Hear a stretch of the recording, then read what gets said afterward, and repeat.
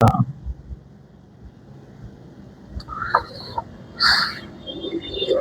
जो है हम आपको बताएंगे कि बायोलॉजी के पेपर में, ठीक है, आप क्या अच्छा कर सकें अब से, ठीक है, क्या क्या चीज तैयार करें और कैसे बायोलॉजी के पेपर को हैंडल करें।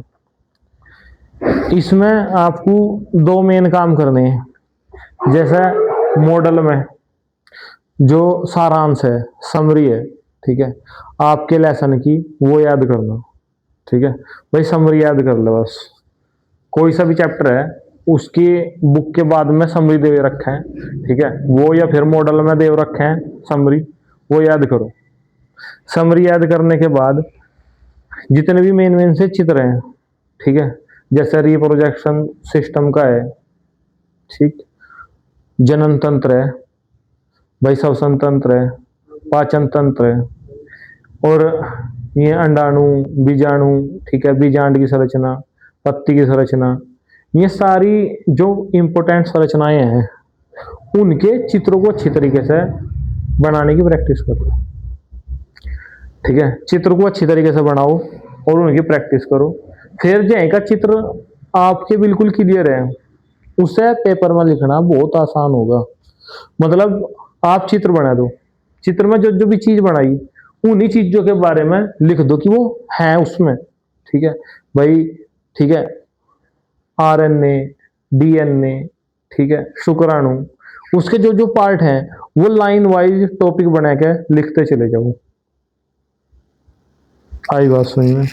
फिर रही सही कसर यहाँ तक पूरी हो सके आगे लिए वही से। जैसे ये क्वेश्चन है, अब कैसे क्वेश्चनों को इसमें फाइनली हैंडल करें जिससे थोड़ा थोड़ा हर क्वेश्चन पर आप लिख सकें। जैसे प्रश्न नंबर 2 है,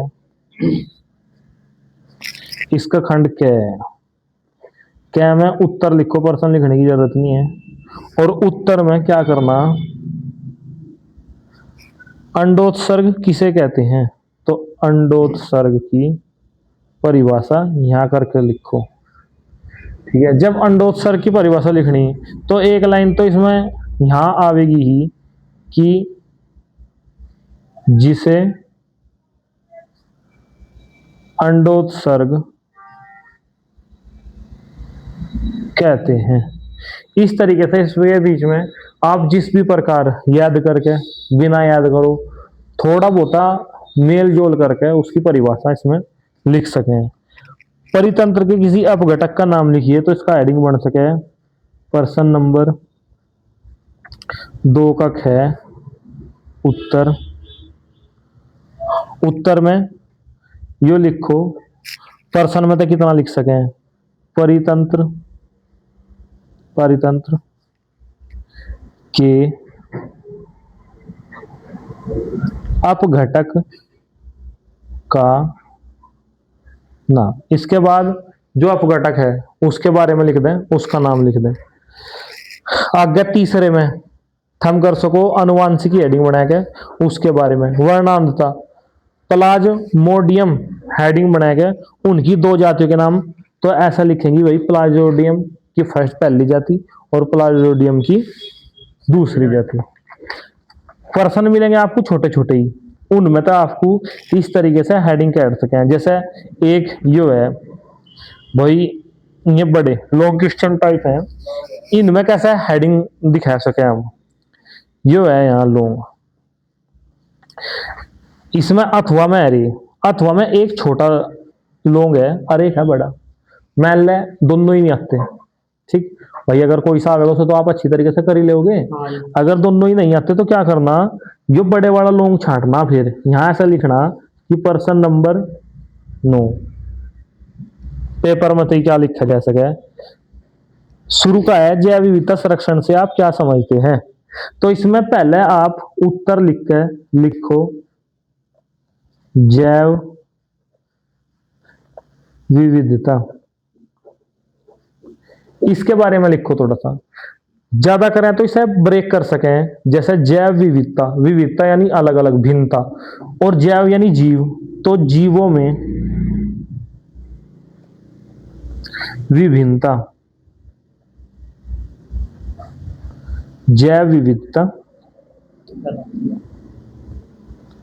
कहलाती है। इस तरीके से आसानी से उन्हें संधि विच्छेद करके दो उसमें तोड़ के परिभाषा क्रिएट करी जा सके। आगे फिर क्या होगा इसमें, जैव विविधता संरक्षण। फिर यहां हेडिंग बनाओ, जैव विविधता संरक्षण। तो इसमें लिख दो, जीवों की विविधता का संरक्षण जैव विविधता संरक्षण कहलावे। सिंपल है भाई, जीवों की विविधता का संरक्षण जैव विविधता संरक्षण कहलाता है। इसमें मैं कुछ और थोड़ा ही ना कर रहा, ये सिंपल सी ट्रिक्स है, आप लगभग हर एक क्वेश्चन का कुछ ना कुछ आंसर लिख सको। पेपर में तई क्वेश्चन में तई कैड के उसका आंसर लिखो। इससे बढ़िया ऑप्शन और आपके पास कुछ नहीं है लास्ट टाइम में। आगे क्या है, स्वस्थाने एवं बाह्य स्थाने संरक्षण में विभेद कीजिए। तो फर्स्ट हेडिंग गिर लो, स्वस्थाने संरक्षण। सेकंड हेडिंग गिर लो, बाह्य स्थाने संरक्षण।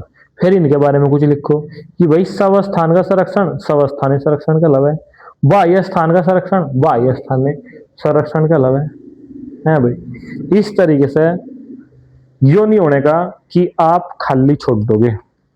और यही सबसे इंपॉर्टेंट बात है लास्ट टाइम में कि भाई पेपर खाली ना छोड़ दे, कॉपी अपनी पेपर के अनुसार जरूर भर कावें, ठीक है। और उसमें ये बहुत हेल्प करेगा आपकी ये तरीका, ठीक है। थोड़ा टाइम बच रहा, उसमें सारांश पढ़ लें और कुछ इंपॉर्टेंट चित्र हैं, ठीक है। हृदय का है, डीएनए का है, ठीक है, गुणसूत्र का है, ठीक है, और बीजांड का है, शुक्राणु का है। कुछ इंपॉर्टेंट जो चित्र हैं उनकी प्रैक्टिस कर लें, सारांश पढ़ लें और इस बात को याद रखें, ये आपके बहुत हेल्पफुल होगा, ठीक है। अपना पेपर हल करें। तो धन्यवाद।